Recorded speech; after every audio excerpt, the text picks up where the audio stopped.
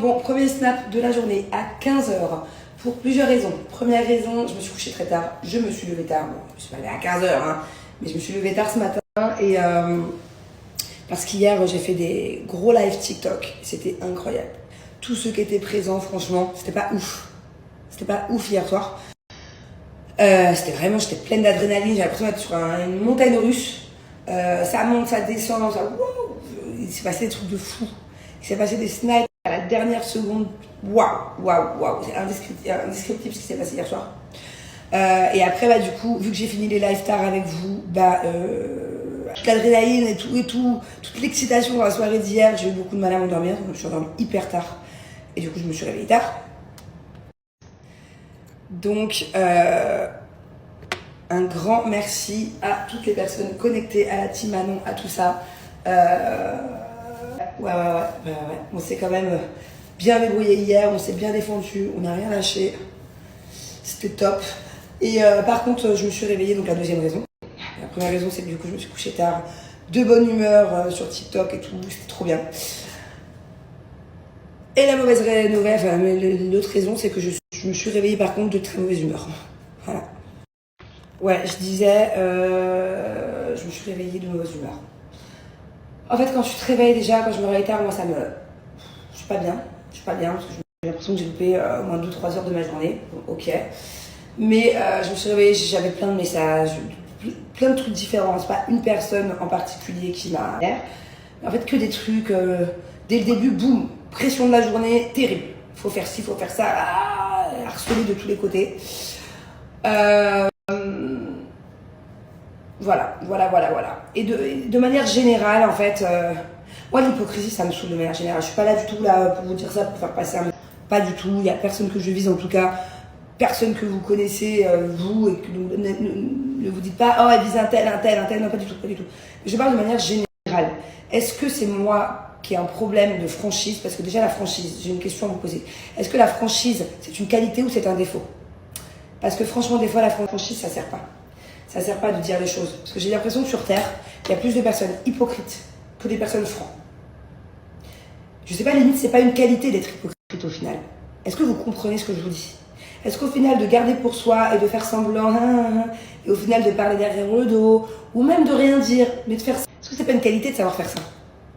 Plutôt que d'être trop franc et de passer du coup à chaque fois pour la personne mauvaise, ou pour la personne qui ouvre trop sa gueule, ou pour la personne... Vous voyez ce que je veux dire? Est-ce que l'hypocrisie au final de notre jour, ce n'est pas une qualité, et la franchise n'est pas un défaut? Ou est-ce qu'il n'y a que moi qui pense comme ça? Je sais pas, En tout cas, moi je sais que ma franchise à moi, personnellement, est un défaut. C'est pas une qualité. C'est pas une qualité, au final.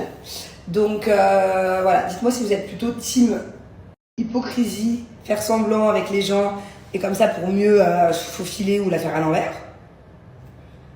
Ou est-ce que vous êtes plutôt team franc, on dit les choses, et puis à chaque fois, du coup, ça nous retombe dessus ou pas, parce que justement, on sait pas être hypocrite, et on sait pas...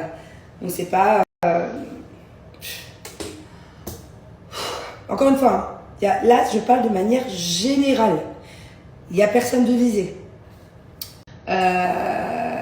Mais ça, plus ça, en fait, des fois, je me dis... Je sais pas, moi, si demain j'ai un problème avec quelqu'un, la vérité, je lui dis... Alors que des fois, les personnes, si elles ont un problème avec moi, elles vont pas me le dire. Donc, du coup, c'est moi qui vais passer pour une folle de penser qu'il y a un problème. Ah non, il n'y a pas de problème, et pas du tout. Alors qu'il y a un problème, mais qu'on dit.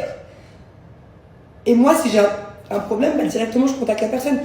Pas méchamment, gentiment, pour dire c'est quoi le problème. Donc en fait, c'est quoi la solution? C'est mieux de faire semblant. On est bien d'accord.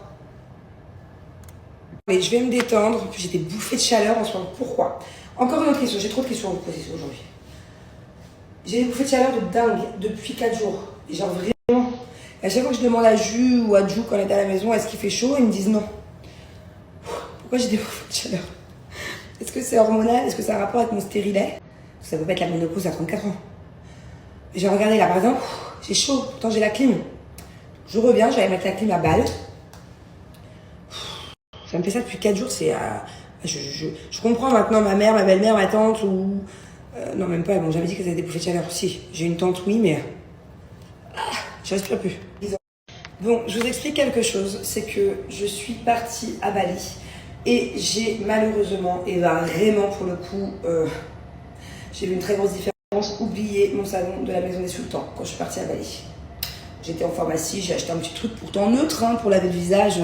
J'avais pas le choix.